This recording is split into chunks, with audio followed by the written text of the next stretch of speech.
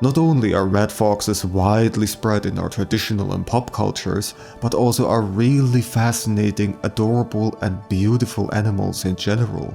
It is truly a joy to draw and paint them in all sorts of ways, and I want to share the joy with you through this drawing tutorial step by step.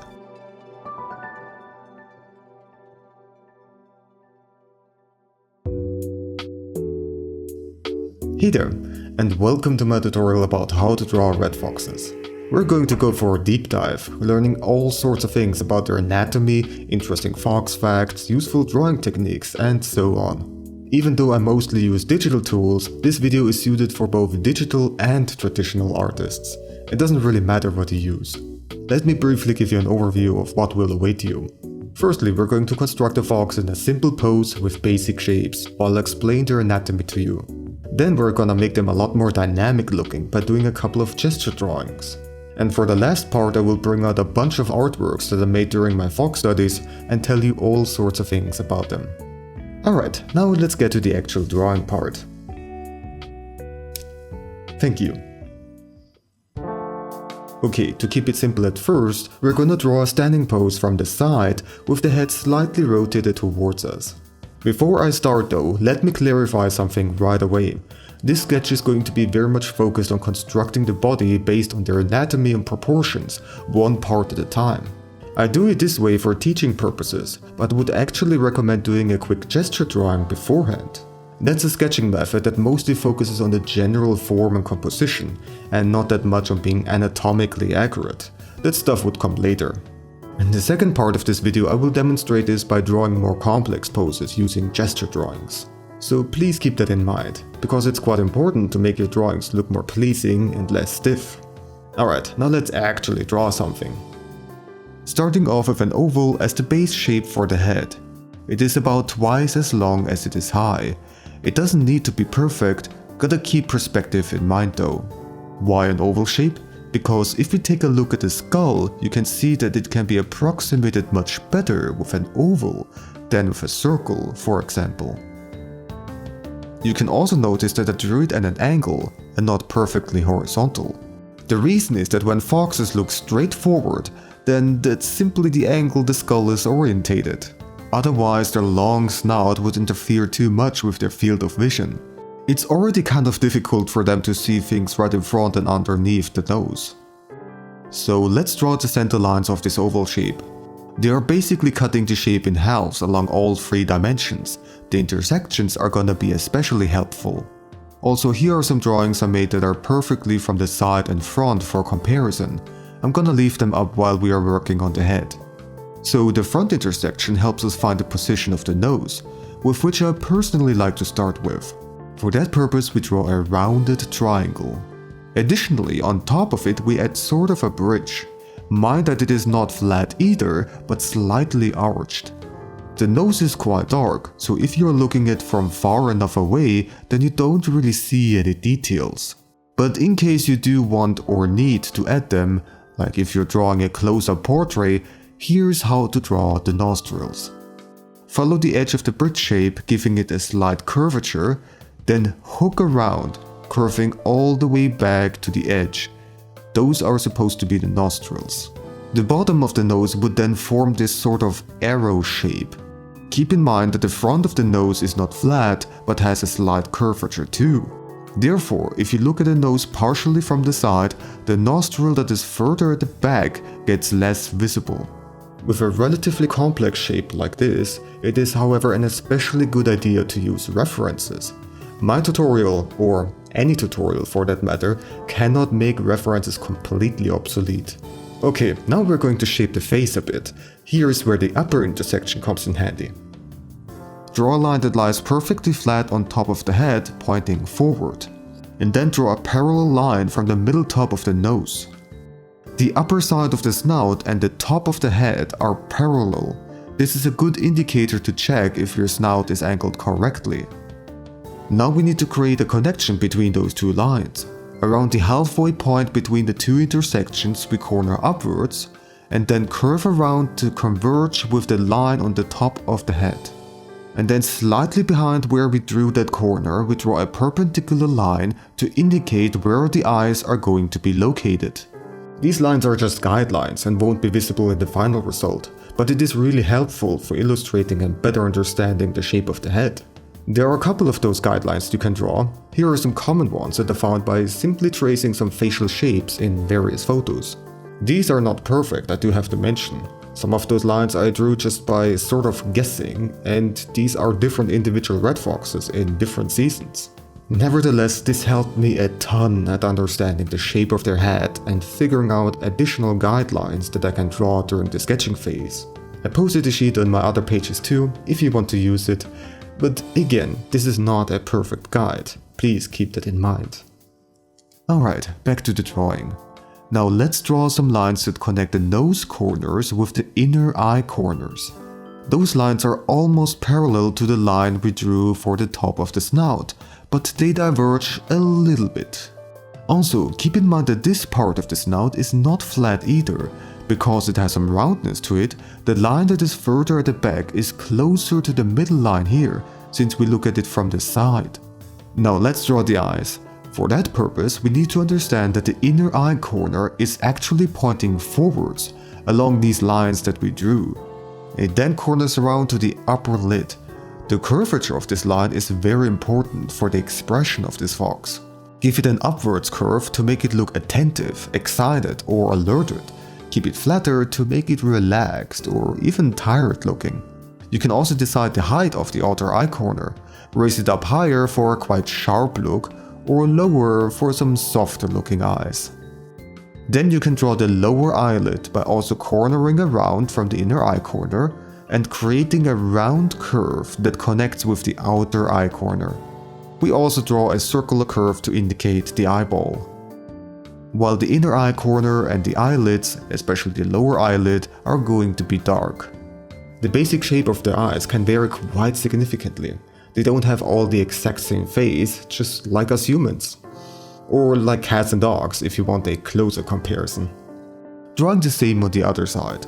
However, because of this angle, the eye is partially hidden behind the nose bridge. Also, keep in mind that the face is not flat either. Now the pupils.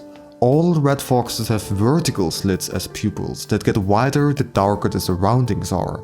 Just like with cats, it's a widespread trait among stealth hunters, enabling them to efficiently focus on their prey under both very dark and very bright conditions. That's why wolves, for example, don't have slit-shaped pupils. They are not stealth, but pack hunters. Or cheetahs. They are cats too, but they more so rely on their enormous running speed. Our fox is going to look straight forward, so I placed the pupils relatively in the middle. We need to keep in mind though that the pupil is not just right on the surface of the spherical eyeball, but it lies a bit deeper inside and creates a much flatter surface together with the iris. Getting the placement right might not be the easiest. That's why it's especially a good idea to check the sketch by flipping the canvas. Or if you're working with traditional media, you can do so by looking at it through a mirror or taking a photo and flipping it afterwards. By the way, foxes are of course also able to move their eyes. When they are looking straight forward, then their iris covers the entire exposed eye. However, if they're looking to the side, then you are able to see the wide parts of the eyes. Okay, now let's jump to the front of the snout to work on the mouth. We draw a very short line here in the middle and then another short line perpendicular to it. Then we're curving downwards a little bit and go around the cheeks. Now we need to find the mouth corners. One way to do so is by drawing some outward curves down from the middle of the eyes and then connect with the upper lips at the front.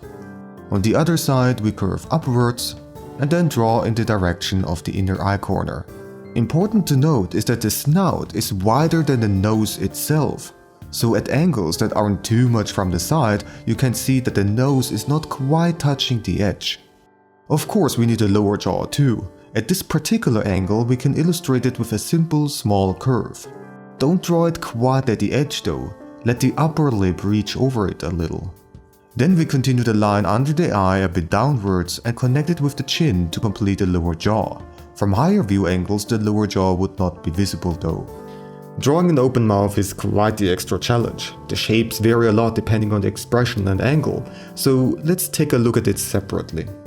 First of all, the jaw mostly just moves up and down by rotating on a hinge that is located further back, behind and under the eyes. Take a look at this image where the fox has the mouth wide open. It's almost a 90 degrees angle, so they can open their jaws quite a lot. Makes sense if they need to bite something that is a bit on the larger side than just a mouse, for example. However, red foxes are actually quite small. On average, they are only 35 to 50 centimeters tall at the shoulder, so even the larger prey isn't all that large. The largest animals hunted by a red fox on record, as far as I was able to find, were just some lambs. But that was also by a very unusually large fox. Foxes would never attack humans unprovoked. We are way too large. Although keep your babies and pets of similar or smaller sizes away from them. It's extremely rare for wild foxes to attack those, but the chances are not quite zero.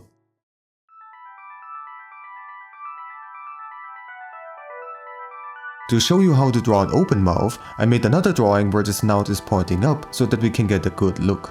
This time the upper lip is pretty flat since the skin is getting pulled back. Gonna sketch in these shapes for the cheeks too. And then we're gonna connect with the mouth corners by drawing the guidelines from the middle of the eye downwards again. Important to note is that the mouth widens further inwards. The width is not constant. Then we draw the lower jaw. I find it easier to start with the front part, and since this fox has its mouth wide open, it's going quite far down. It has to be a round shape and is rather narrow. Now the thing is, it is separated into two parts, the actual jaw with its rows of teeth and the muscles and skin at the side. The jaw part actually has a mostly constant width. The mouth gets wider because of the muscles and skin that are connected with the jaws. Let's add the teeth now. There are 4 types of teeth. The first ones that build a slightly curved row at the very front are the incisors. Unlike us humans, they have 6 instead of 4 for both the upper and lower jaw, and they are not quite standing up vertically but are angled outwards. They are relatively small and flat. Their purpose is to cut food into bite-sized chunks. Then we got the big canines. At first we draw the round base and then curve towards the tip of the teeth. They are pointy, long and are bent outwards so that they can efficiently hold and kill their prey. They are also used for tearing through tougher pieces of meat. Mind that the canines are behind the incisors and not just next to them. And further behind we got the premolars and molars. The lower jaw has 7 of them on each side and the upper jaw 6. Honestly, they are so similar to each other that we don't really need to distinguish between premolars and molars. Both of them are mainly used for chewing, even real tough stuff like bones. By the way, foxes don't just eat other animals, they are omnivores and therefore also eat fruits, berries, nuts, mushrooms and so on. So then, the molars start off quite small and then get progressively larger and chunkier. Those further at the back are a bit smaller again, the last one is especially tiny. As long as you're not going for ultra-realism, drawing the shapes of the molars and premolars accurately is not important. I'm of course also placing all the teeth on the upper jaw. The arrangement is not quite 100% the same, and the upper jaw has 1 molar less for each side, but overall they are drawn similarly enough. Now the tongue, in this case just a long shape with a rounded tip, also drawing a line along the middle to indicate a little fold. And then the throat, which I just quickly hatch out and make it dark. I'm not going to sketch out the mouth structure in super high detail, I think that would be a bit of an overkill and kinda gross, to me at least.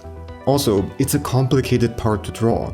This is just a very simple angle and pose, and the expression of the fox changes the shape a lot too.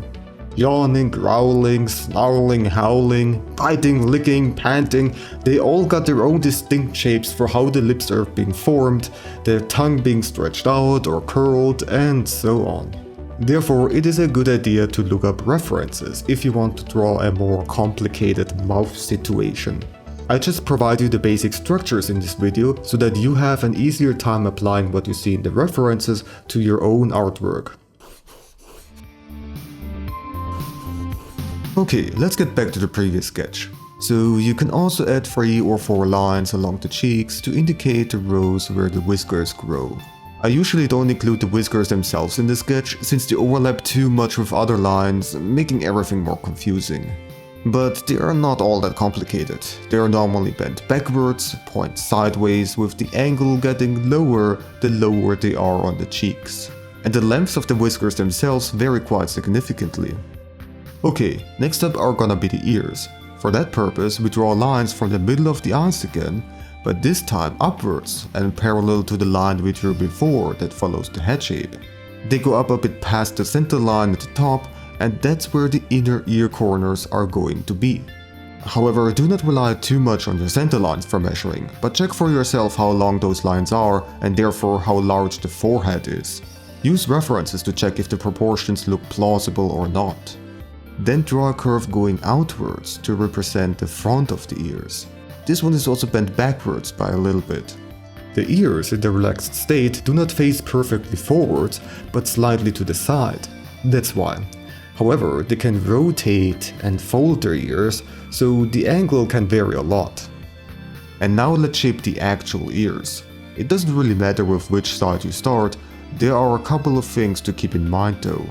The bottom parts of the lines are curved inwards. Those ears are not perfect triangle shapes. Make sure that the ears are not pointing straight upwards, but are slightly tilted outwards.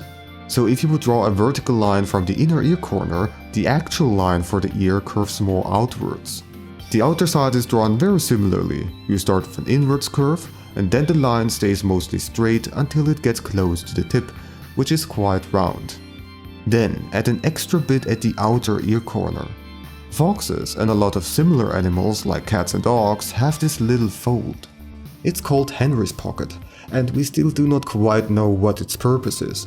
It's theorized that they help folding the ears back, or they have something to do with sensing high-pitched noises. It's unclear. Then, a thing I like doing, but is optional, is to map out where approximately the darker areas are in the ear, that is, the deeper parts that are not covered by the ear fluff. For that I just draw this long shape from the base to almost the tip. It's located more so on the outer side, but still leaves a significant gap to the edge. Its size and shape are not universal. Some foxes have more ear fluff than others. So on the inner side we have long hair strands curving inwards. There is a little area of smaller fur on the inner ear corner though, and the hair gets shorter close to the tip. Some hair is also curving up and inwards at the outer ear corner, however it is not quite as long. This is a very rough sketch and very far away from realism. The thing is, ears are quite complicated. And they're actually one of the parts that I personally struggle with the most, especially if I want to go for more realistic style. Once again, especially for complicated parts like these, it's a good idea to use references as aid. Now let's quickly sketch in the other ear too. The same procedure, but this one is turned a bit more away from us. Therefore, we can also see the back side of the ear. Simply draw an almost straight line towards the head, forming a triangular shape. There is a little bit of fluff overlapping with the bottom of the backside, and it has a dark fur color, so we can indicate that too. We are not adding a long shape inside the ear for this one, because from this angle you can't really see the shady inside parts of the ear, just the ear fluff. The top of the head basically just follows the base shape. We need to adjust the shape of the rest of the head though. The base oval shape approximated the skull shape, however, it does not take the muscles and fur into consideration, and the fur can be quite long. How long exactly depends on the red fox subspecies and the season. In colder climates they have longer and thicker coats than in warmer ones. The seasonal difference can be quite large. Look at this comparison between summer and winter. They look so much skinnier when it's warm. So what we'll do is draw some curves from the outer eye corners to the side. The length of these is determined by how long the fur is going to be. If it's quite short, then it will reach over the edge of the oval shape just a little. But if it's a long winter coat, then you can add quite a lot of volume. Let's go for a very fluffy fox. Then curve up to the front of the ear, and also downwards towards the neck. The head is not a clearly separate shape from the neck though, but rather progressively curves down towards it. From the back of the head, we also draw a line for the back of the neck. And with that, we did the basic sketch for the head. Well, not quite. I would recommend that you also take the time to look for mistakes to correct them. Let me do this real quick.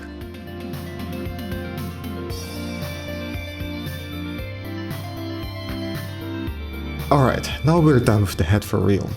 Explaining all of those things took quite a while, but if you get some practice with this drawing process, it actually doesn't take all that long. Moving on to the body, so we are zooming out. As I mentioned before, the plan is to draw the body simply from the side. That way I can nicely show off the important size proportions. So first we plan out the pose of the fox by quickly sketching in a line for the spine. It starts at the back bottom of the skull, and from that point until the hips it is almost 3 times the length of the head shape. This fox has its head raised up to look around, so the neck is curved up. The back, however, is mostly horizontal in this case, not perfectly though, giving it at least some curvature makes it look less stiff. The end of the neck is where we place the shoulders. To indicate those, just draw a line that crosses the spine. It is about half the length of the head's oval shape. By the way, that's how I usually measure things. Everything gets compared with the head length. Because the total measurements in meters or whatever don't really matter. It is the relative size that matters. Actually, let me just show you my source for those numbers. I simply measure the individual bones of their skeleton. Now, those measurements are not super exact, but for simple drawing purposes we don't need to be exact at all. It is enough to know their rough relative sizes. Like for example, that the upper and lower leg of the front leg are about the same length, that the neck is about as long as the skull, and so on. Just so that our proportions don't end up being way off. I'm gonna leave this illustration up for reference while we're working on their skeletal structure. Alright, so the leg bones are arranged in a zigzag pattern. The shoulder blade is angled forwards, the upper leg backwards, and the lower leg forwards again. The foot part can bend a bit forwards too, but has more movement range backwards. And the paws can be perpendicular to the previous part, or be parallel when they're lying down, or bend further back a bit. Notice that I said that this part here is part of the foot? This means that foxes, and all the other animals that have paws like cats and dogs, actually stand on their toes, cushioned by the paw pads. Now let's give the other front leg a different pose, to mix things up a little. It shall be raised up in a sort of curled up position, like the fox was interrupted while walking. Since that leg will be mostly hidden behind the body, we don't need to sketch it out entirely. So here is the lower leg peeking out, angled a lot more forwards, while the foot is curled backwards. Could also be just hanging down, but this pose looks a bit more aesthetic. Now for the back legs, starting with the hip bone. To simplify it, once again we're just drawing a line. This time it is angled backwards though. Let's actually do things a bit differently and build the hind legs from the paws upwards. We already know where the ground level is after all. So we can simply decide where the paws are supposed to be. Let's put the one that is closer to us further to the front and the other one a bit behind the hip, and also a bit higher because of perspective. That position in relation to the hip, together with how tall this fox stands, gives us already the information for how to angle the next foot part. The further the foot is standing in front of the hip level, the lower the angle is. And if it is behind the hip, then it can be even pointing straight upwards, or even forwards. After we have the foot ready, connecting it with the hip is not that complicated. We just have to know how long the upper and lower leg are supposed to be, and there will be only one position for them to be arranged in this zigzag pattern. Again though, being super accurate is not important. The proportions just need to be at least somewhat plausible. The last thing missing for this phase is the tail. Red fox tails are quite long, about 2.5 times longer than the head length. For this simple example, we let the tail just hang down in a relaxed state. For that we make a slightly curved S-curve. Okay, all of this will serve as a good guide for sketching out the actual volume for the fox. Let's start from the neck again. Firstly, we draw a curve from the back of the head down to connect with the shoulders. Then we change direction and follow along the back. We keep a bit of space between the spine and the outer layer, since this is also taking the thickness of the coat into consideration. And we connect the other side of the head with the bottom of the chest right about where this knee is, with one continuous curve. If we had a side-facing head, then this line would start from the end of the lower jaw under the eyes. Then we draw the belly with a rather flat line, only curving up a little when we get close to the back knees. For the next part, it is beneficial to have at least a rough understanding of their muscle structure. You don't need to know it in detail though. It's mostly hidden under their thick coats anyways, and doesn't show as clearly as with us humans, for example. Well, I also got a bit of a coat on me, but this is pathetic in comparison. Unfortunately, I wasn't able to find scientific illustrations of muscles of red foxes, so I have to use those of dogs of similar stature. The size proportions are not quite the same, but the basic structure is. They pretty much got the same types of bones and muscles. Now what we care about are the big main groups of muscles. Those are what mainly build the mass that is large enough to see even beneath the fox's fur. Also, there is no point whatsoever in learning the names of those muscles, bones and whatnot. Unless you are a veterinarian or a biologist who specializes in that stuff. Artists, however, have no need for it. Alright, so here at the neck are some muscles I'd like to point out. They root from the back of the head to almost where the shoulders begin and stretch all the way to the knee joints and the chest. I find that sketching in this shape can be helpful sometimes to get the neck structure right. Now to the shoulders though. Those muscles are reaching all the way to the back too. And between the shoulder and the upper leg we got a bunch of muscle groups. Again, we don't need to be precise here. Instead, we summarize them into broad, simplified shapes that we can easily connect with the rough bone structure we built. So we got the shoulder pack from the back, narrowing down towards the joint with the upper leg. A similar shape for the pack over the upper leg, connecting to the knee. And then that's sort of it for the largest muscle groups on this leg. The other parts just add a bit of volume around the bones, almost in a cylindrical way. This particular pose of the paw can be drawn relatively easily, just a short line going slightly upwards, a line downwards going a bit steeper, a super small line towards the ground, and the bottom of the paw. We indicate another toe on the side with the same shape. From this angle we can basically only see two toes. Their claws can also be peeking out a bit. They have a hook shape to them, but they aren't very sharp since they cannot retract them. Alright, those poses are quite simple to draw. Other poses can be a lot more complicated though, so let me also explain them more in detail. If you're looking at the paw from above, and the toes aren't spread out, then drawing it is still not super complicated. At first draw a U-shape in the direction of the paw, and then another slightly smaller one on top of it. It's also a bit shifted to the back. Then draw these curves at the front connecting the two U-shapes, one at the middle and two further back. All of them should roughly have the same size. And to connect with the other part of the foot, we draw a round shape that works sort of as a hinge. Adding the claws too, the ones at the middle are a bit closer together. There we go, that's the basic shape of it. That wasn't all that difficult. However, if we look at the underside of the paw, and perhaps the toes are spread out, then things will be more complicated. So let's draw another paw real quick. We make some oval shapes, 4 of them, that are representing the toes. Again, the ones at the side have to be further back. How much these ovals overlap each other doesn't only depend on the view angle, but also how much the toes are spread out. Then sketch in some fur on top of the toes, and the areas that are not covered are the paw pads. Keep in mind that there is also fur in between the toes.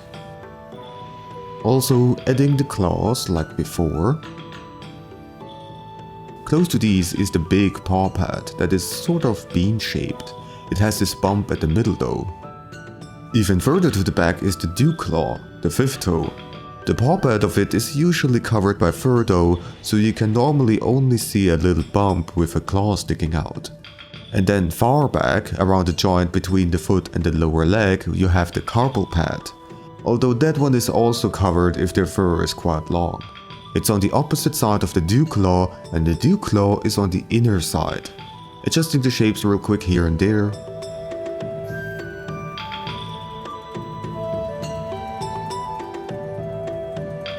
So this would be a front foot. The back foot, on the other hand, or rather on the other foot, do not have dew claws or carpal pads. That's the base structure of the paws. I would recommend checking out references again if you want more details. However, I gotta say that there aren't all that many good photos of red fox paws. At least I wasn't able to find a whole lot. But you can still look at the paws of similar animals like wolves or dogs and then apply them to your fox artwork. You just have to understand the differences and make changes where they are necessary. Alright, now let's get back to our original sketch. We still have to build the other front leg. The shape for this paw that is just hanging down looks a bit different than the other one. The top of the paw stays quite flat and then curves around. The paw should not have a uniform thickness, but a slightly narrower tip and a thicker midsection. The rest of the leg is constructed with the simple tube-like shapes as before, adding a bit more curvature to them though. Now the hind legs. How about we start from the bottom this time? The paw shape is almost identical to the standing front paw, so I'm just gonna speed through this.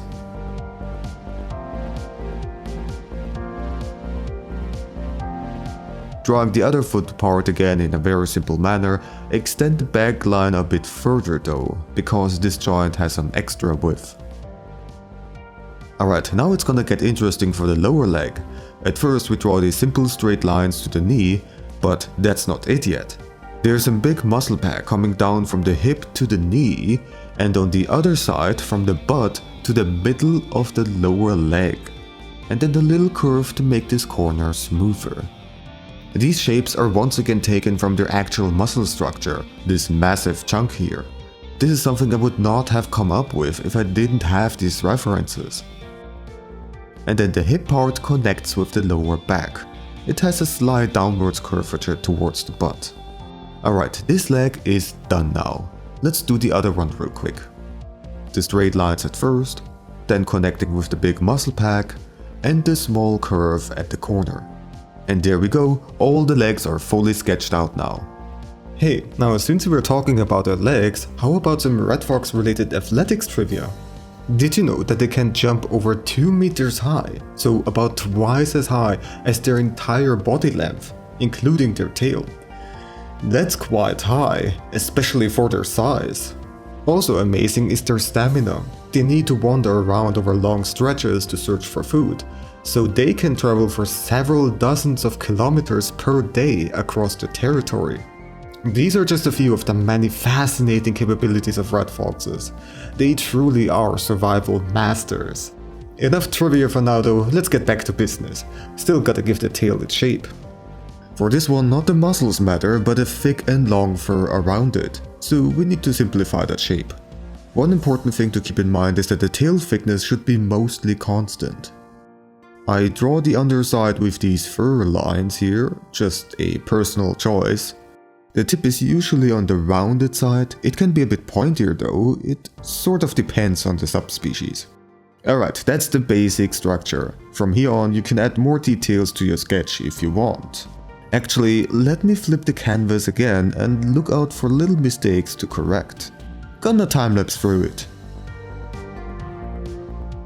Getting everything perfect first try is pretty hard, but that's okay. You can let it sit for a while, come back to look at it with new eyes and then make some corrections. This is just a sketch after all, changes can be done easily, even if you're not using digital tools. Pencil lines can be quickly erased and redrawn. Alright, this looks better now. Something I would recommend is to roughly make a plan for the different fur colors. Most red foxes have some very distinct colored areas. The lower parts of the legs are dark, it's more so the front side though. And as I mentioned already, the back side of the ears is also dark. Then their snout is almost completely white. It starts from the nose, curves down a little, and then back up again to the point closely underneath the eyes. and then it stretches to the side of the face. That's not where it stops though. It keeps going down further the neck and chest, making the entire front side wide. From this angle it's not really visible, but their bellies and a bit of the inner side of their legs are wide too. And some red fox subspecies have a wide tail tip. Not all of them though. Additionally, they usually have these dark smudges at the side of their snouts. These color patterns can vary quite significantly among the red fox subspecies and seasons. Some of them have a rather bright coat overall, some of them are more brown than orange, some of them have a very dark coat, especially after they shed their winter coat. Or instead of a different subspecies, they are simply a different melanistic form. Like the silver fox, which despite its black fur is just a red fox with a lot more dark pigments, coloring their entire body darker. How come that there's so much variety among red foxes? Well, there are 45 known red fox subspecies out there. That's quite a lot, but it's not that surprising if you also consider the fact that they are distributed across most of the entire northern hemisphere. They live in the hot, dry deserts, ice-cold tundras, and pretty much everything in between, in North America, Europe, Asia, and parts of Northern Africa. Oh, and also Australia. The only place on the southern hemisphere because British colonists wanted to bring them along so that they could continue enjoying their traditional fox hunting hobby. That is a rather uncomfortable topic, so I'm not gonna dive deeper into this. Just know that my stance is that only professional hunters should be allowed to shoot wild animals for conservationist and population management reasons. That's it. Anyways, red foxes are widely spread, as you just saw, so it is not surprising that they are so popular in our media and cultures. Okay, there's one more thing you could do in the sketching phase, and that is creating a fur map of sorts. Here are some examples. I created these based on what I learned, on references, and also what I thought would look good. These arrows give us an indication of the direction of the fur and the fur length. Looking at the face, for example, you can see that it sort of flows to the side around the eyes and upwards to the top of the head. There are no arrows on the snout though, because the fur is so short that there is not much of a point in creating a map. I'm not gonna go in and tell you exactly how long the fur is on all the body parts and in which direction it flows. This is one of those cases where relying on references is smarter than trying to memorize all of those details. It's enough to have just a rough idea. Also, it kind of varies. Their fur doesn't always go neatly in the same direction. It can get tousled and roughed up and look quite wild. They're wild animals after all. Therefore, think more so about what would look good. And for that, I would recommend variety. The thing is that this fur map shouldn't be just two-dimensional. Notice that some of the arrows get sort of flat at spots where they should have the same length as the arrows close to them. That's how I indicate that the fur points towards the viewer, like here on the tail and chest. In the rendered version, you can see that I painted this pattern with dark gaps in between. This adds a lot to making the artwork look more three-dimensional, although admittedly it is not the easiest to illustrate. And depending on your style, you don't really need to know about this at all. Like for example if you go for a cartoony style with flat coloring. Therefore I won't explain how to do the rendering part of the drawing or painting process, because it very much depends on what you want to go for, and I can't possibly cover all the possible styles. During the later parts of this video I will show you more time-lapse recordings like this one though, so that might at least give you some ideas. Well, there is however a process that I want to show you that is done even before the whole structure building process. I mentioned earlier in the video that I actually recommend doing a gesture drawing at the beginning, before you build the skeletal and muscle structure and worry about the exact proportions. Instead, you focus on the overall shapes and the composition. So here's how to do it.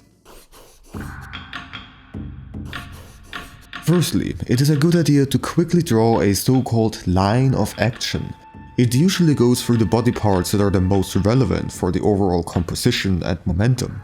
Therefore, there is not really a set rule for which body parts it should be. Sometimes it goes from the head through the spine all the way to the tail tip. Sometimes the legs are more important. The line of action would need its own complete tutorial. Perhaps I will make one in the future. In the meantime though, there are lots of other good videos out there that explain it, although it's pretty much always focused on drawing humans. Well, here we are going for a slightly curved C-line, because this will be a pouncing pose. The whole body is stretched out and supposed to follow that line. Question is now, where to start? It doesn't really matter that much, but it's a good idea to start where the main action is happening. Here in this case, it would be the front legs. So I quickly draw a corner for the knee and a long line to indicate the leg. Then the other leg, but it's not parallel. That would look boring. Instead the lines converge. And then drawing the body, again the lines aren't perfectly parallel, but the body slims down further back. We extend this to include the tail, and let's curve its tip upwards, instead of following the overall arch so that it doesn't look too uniform. Adding the back legs too, we can conveniently hide one behind the tail though. The other one we start from the belly, keeping in mind that the upper and lower leg are quite thick and the foot is a lot thinner. Let's roughly sketch in the head too. I personally like using the ears as reference points. Those are bent backwards and from them I add the side fluffs of the face. It converges towards the snout, which is kept quite pointy. The head's details are quite hard to draw, so we keep the shape super simple and leave the detail sketching to the second phase. Let's adjust some of the shapes, like the paws for example.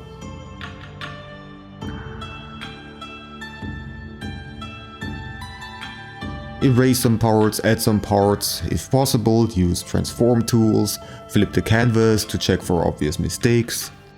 If you are satisfied with the overall shape, make it faint by lowering the opacity or lightly erasing the pencil lines and then draw the second sketch on top of it. This is where you can start constructing the body shapes, draw the skeletal structure and muscles and add more details. If necessary, that is. You do not need to do every single step that I showed you in the first part of this video. I would recommend looking at references though. Those could be even artworks from other people, if you find their shapes and composition pleasing. If it turns out that your gesture drawing is quite off, and you can't quite figure out how to place and shape certain body parts, then those construction techniques can be useful. Look at them more so as tools, and not as sets of steps and rules that you have to follow. In total, there are 3 tools that I highly recommend for creating sketches of your artworks. Gesture drawing, basic structuring based on anatomy and such, and references. Only using one or even just 2 of these can lead to your artworks lagging in some way or another. If you rely only on gesture drawing, then you might have some neat shapes, but it's likely that your proportions are gonna be off. People might not even recognize it as a red fox. Only relying on basic anatomical structuring, like the first drawing of this video, will probably result in a rather stiff looking drawing. That was a big problem with my artworks in the past. And only drawing from references makes you way too reliant on those. Also, you would be limited by the references you can actually acquire. Despite a large amount of Fox photos and videos, there are certain angles and poses that are incredibly hard or straight up impossible to capture. And getting a 3D model to pose around can be quite expensive and also a lot of work to set up. However, combining all 3 enables you to create drawings that have interesting and unique poses while also making it very clear that it is indeed a red fox. Let's make some more, because it really doesn't take all that long. Also, honestly, it's fun to draw these quick sketches. This time a majestic pose, standing on a hill and looking upwards. I want this to follow an S-curve. The head is now an important part of this flow, while the middle part will be the body and the bottom curve will be the tail. Gonna begin with the head. A good thing to start with would be the upper outline of the head shape, just a simple S-curve. At the tip we got the nose. We see the entire lower jaw from this angle, but we only see part of one ear. Then, something I find quite useful is drawing a big curved V shape down from the neck and the back of the head to the bottom of the chest between the front legs, making sure that the chest really sticks out to make it even more majestic and epic looking. Let's see how we're going to arrange the front legs. We can simply draw some quick lines and test out what looks good. Don't be afraid to erase and redraw lines, especially if they are so easily drawn. Let me do the rest in the time-lapse actually. Make sure that while you're gesture drawing, you're not too zoomed in or leaned in too closely. Looking at your artwork from afar will make you pay more attention to the overall shapes rather than small details. If you notice that some proportions aren't quite right, then as long as it is not too extreme, you can just ignore it. Don't get absorbed by small details, something I have to remind myself too. In this artwork I utilize some foreshortening too. It basically means that things that are closer to the viewer appear bigger. Very straightforward, isn't it? It's a good way to make your artworks more dynamic looking. Also, I'm not perfectly following the line of action, and I don't have to. Make changes if it benefits the composition of the drawing. Alright, I call this gesture drawing done now. The length of the tail is definitely exaggerated, but sometimes you do want to break some rules to get a more pleasing looking result. Let's make another one. This time it's gonna be quite a dynamic drawing. Two foxes playing tug of war with a rope. So at first I decide where the rope is going to be placed. We need a completely straight line for this, no curvature at all. Then we extend it with a line of action for the first fox and another one for the other fox. Together they form this neat looking long curve. It's possible to add more of those lines. A lot of tension is focused on that rope that's being pulled by both sides. The legs have to support that tension though. If the foxes would just stand there, then there would be no dynamic action happening whatsoever. So we draw these arches for the front legs that are really stretched in the direction of the rope, while we have the bodies leaning backwards. This fox is more so pulling to the side, while the other one pulls to its back. That we need to keep in mind. Now on top of this, the heads are getting drawn. Obviously, it is important that they are connected with the rope and also pointing in the direction of the rope, at least for the most part. During gesture drawing, it is also a good idea to use references. Again, we don't need to be accurate, but the shapes should still resemble those of actual red foxes, at least somewhat. Freely drawing the head shapes, for example, can be a bit of a challenge sometimes, especially if you have more unusual angles. Okay, also the body shape can be twisted so that it adds to the pulling action of the foxes. Here the hip is tilted a bit, showing that the leg on the outer side especially is stemming a lot of the weight, while the other one is stretched out forwards to balance against the force coming from the opposite direction. And then the tails follow the curves that we initially drew. If it doesn't quite fit though after all, then simply change it. This is the best time to make changes, since it can be done with a lot less effort. During the rendering process, making any changes to the overall composition is a lot more of a hassle. This could definitely use some improvement, but that's fine. I just threw in an idea real quick. Sometimes, if you're unhappy with the overall results, instead of spending a ton of time to change every single part of it, you could just draw it again. Doesn't take all that long anyways. Okay, there is one more rough sketch I'd like to make. A red fox inspecting a camera with some extreme foreshortening. For that I need to have a frame to work in. Then we start with the parts that are the closest to the viewer, which for example is the big round nose. Also drawing the snout around the nose, simply a big C-curve. And how about we give this one a derpy looking blab.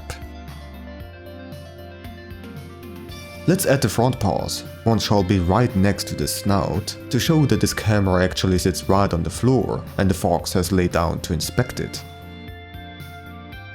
The other one is in the corner and especially large. This is supposed to be the big paw pad. Also gonna quickly draw in these lines on the cheeks and some whiskers. Okay, we got all the close-up parts, now it's time to make the foreshortening effect really obvious. We draw the eyes, but compared to the nose, this time they are super small and a bit cut off by the snout. Remember that the lines from the nose corners to the inner eye corners were slightly diverging before? Here they are slightly converging. The nose is only a couple of centimeters away from the eyes, but because it's so extremely close to the camera, the relative difference in distance is a lot more significant. If it were far away, then it would barely matter. but here the eyes could be like twice as far away than the nose. Also something you need to look out for in photography, by the way. Holding the camera close to your face can cause some perhaps unwanted distortions. Or wanted. I don't know what you want to go for. Alright, shouldn't forget about the lower jaw, of course. The mouth is slightly opened because of the tongue. The leg then gets rapidly thinner the closer it gets to the body. Adding the head shape too, which also looks quite round. There shouldn't be too much forehead at this angle.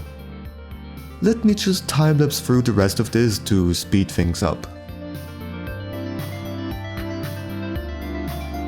Despite everything looking quite messy, I still try to make sense of the layering, like how the leg goes from behind to in front of the face. At the far back we could add the tail peeking out. It would be really small in comparison though. And you know, sometimes less is more. Like when I narrow down the frame, it can actually enhance that foreshortening effect. I would say that this looks way better. Alright, this much is enough for getting the concept sketched out. Admittedly, this looks super rough, but adjustments can still be done later. By the way, later when you get to the rendering, you could make the parts that are super close and further away blurred. Basically making only the face or just the eye distance sharp. That would add a lot to the super close-up impression. Okay, for the rest of the video I'll show off some artworks of mine and explain some things about them. Also gonna point out some mistakes I did so that you can learn from them too. First off, this jumping fox here. It's always a fun pose to draw. Red foxes are primarily stealth hunters, so they locate their target, get real close, and then dive right onto them, even if their prey is dug down deep in the snow. This drawing is largely based on reference images, which is fine, especially for the purpose of studying. As long as you don't rely too much on them, I made several changes to make it distinct enough. You can also see that I painted it in black and white at first, a digital painting technique that I tried out during my FOX studies and found out that it works really well for me personally. That technique has its downsides too, but I like the overall convenience of it. The fur pattern is more on the stylized side, more focused on looking pleasing than super realistic. It costs less time to paint, and to me it is more fun. I really don't like painting every single hair individually. It's so tedious. If you wonder how I added the colors later on, I mostly used gradient map adjustment layers that are set to the color blending mode. So every shade of gray gets replaced by a specific color of about the same value. Okay, let's not remain on one image for too long. There are many others I'd like to show off. Like this running fox, drawn with colored pencils. I actually started making traditional art again more frequently during my FOX studies, and I've been really enjoying it. Something I like doing is mixing in some extra colors to give the pencil drawings more variety, without making it a complete mess, of course. A few red strokes in the bright orange parts and some purple in the shadier areas. The direction of those pencil strokes also adds to the movement, most of them following the forwards momentum, but this leg has some strong and exaggeratedly long downward strokes to show that it is pushing against the ground. By the way, you see that there is practically no background. With so much negative space, I like to play around with placing my signature and self-made stamp to become part of the composition, rather than just sort of hiding it in a corner. Now in stark contrast, a very chill and peaceful picture. During the sketching process, I actually did not construct the skeletal structures or anything like that. That would be the most useful if you have to draw legs. However, in this pose, none of them are visible, so I only focused on the overall shapes and expressions. This artwork was the one I had to retry painting the most. I explored many different techniques and tools, but nothing really worked. But I kept on trying, and eventually I figured out this particular black and white painting technique.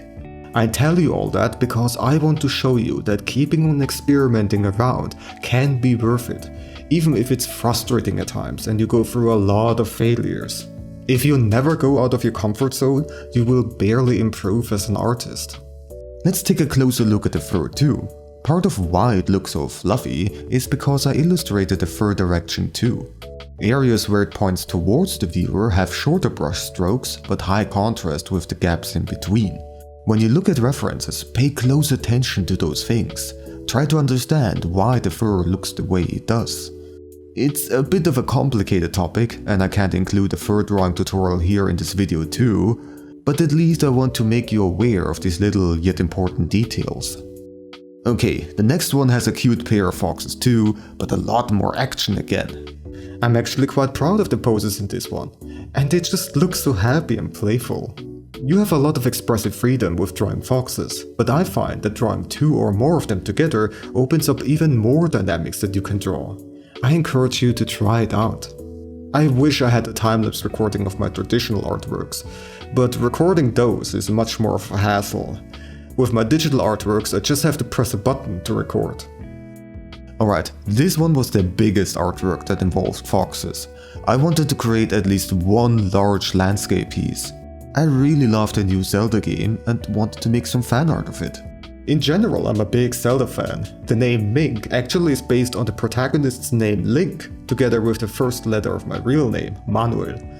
Just a little side fact about me. Now, there are a lot of things I could have done better, including the rather stiff-looking pose of the fox. But all in all, I'm still proud of how it turned out, and I learned quite a lot through it. You know, in epic-looking landscapes, you often have a person, usually some kind of wanderer, added into the composition to better show the vastness of the environment. Well, it doesn't always have to be a human. You can also add animals to get that effect. Mix it up a little. There are already plenty of artworks that are human-centric, at least in my opinion.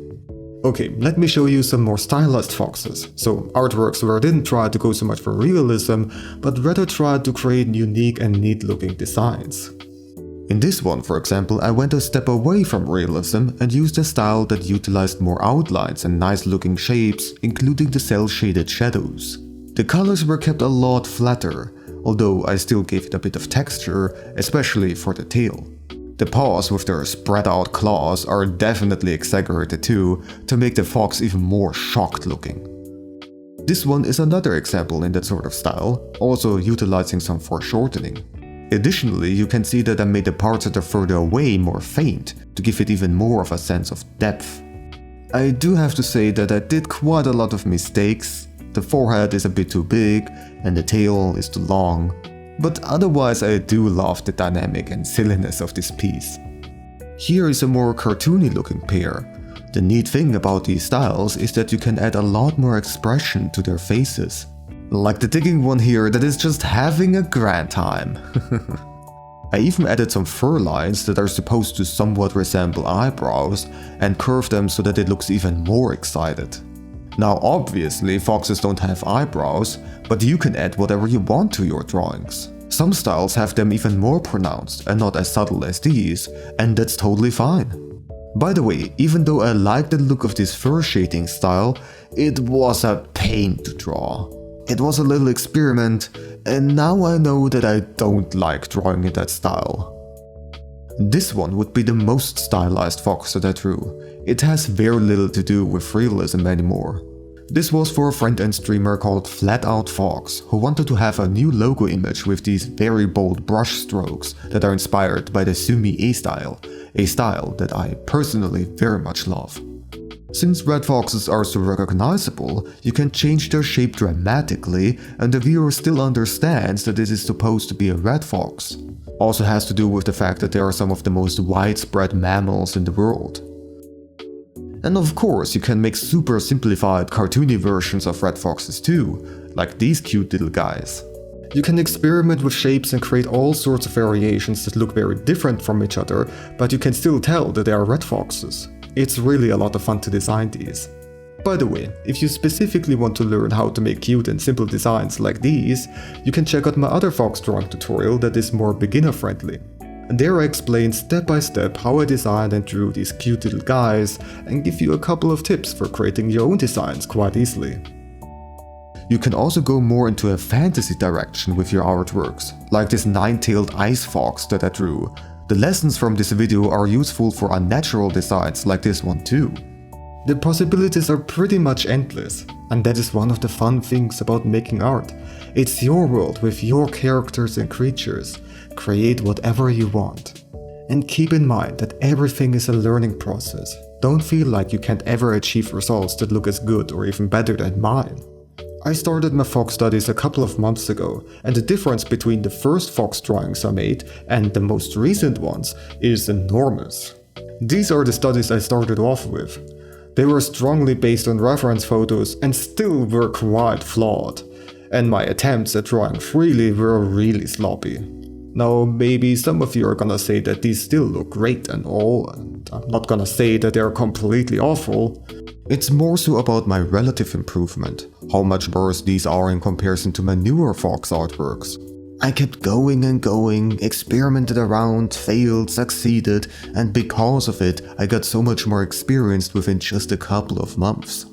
I could go even further back and compare it with my really old works. Now that's quite a difference. This digital artwork dates all the way back to 2013. And these traditional ones are even from 2010 and prior. You see, I also had to start somewhere. Everybody does. None of the artists that you follow and get inspired by were born that good. Okay, last but not least, I'd like to show off some other fox species. They are far more than just the red fox.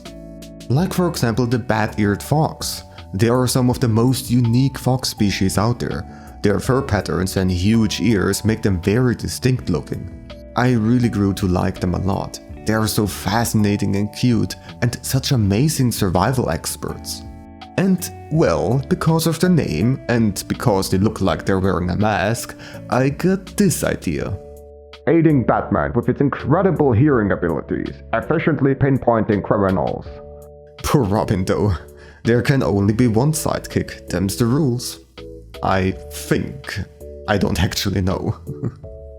Grey foxes are also cool. They are the only fox species that is capable of climbing trees. They got retractable claws, which keeps them sharp enough for climbing.